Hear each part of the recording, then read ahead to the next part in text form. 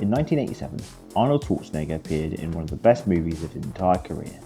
No, it wasn't The Running Man, although that's also pretty good. It was the sci-fi creature feature Predator.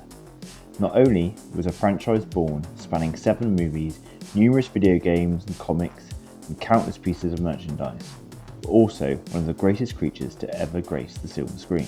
In that first film, Arnie and his Special Forces team, which included wrestler and future governor Jesse the Body Ventura, and future franchise film director Shane Black, battling a predator in the jungles of fictional Central American Republic, Val Verde. Each movie has featured a different member of the alien race, meaning each creature feature has featured a different creature, with different look, mannerisms, weapons, etc.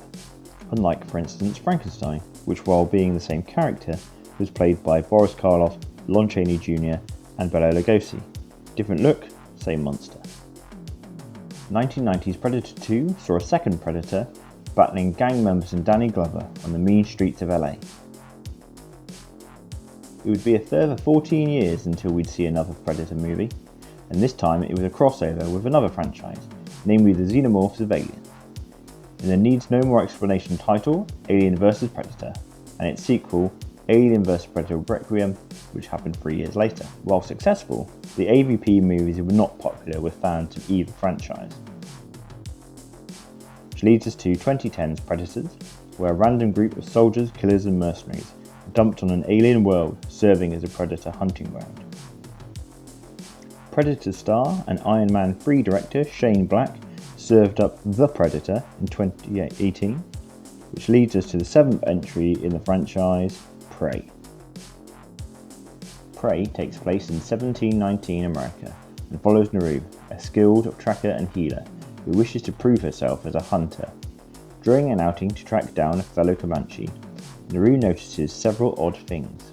Over-large footprints, animals unusually dissected but not eaten.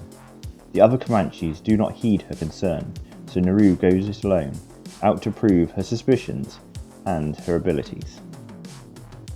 A lot of prequels don't really work.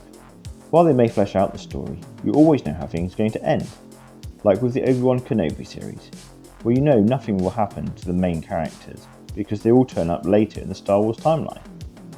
With Prey, and the Predator films in general, they're all unrelated, which means anything goes.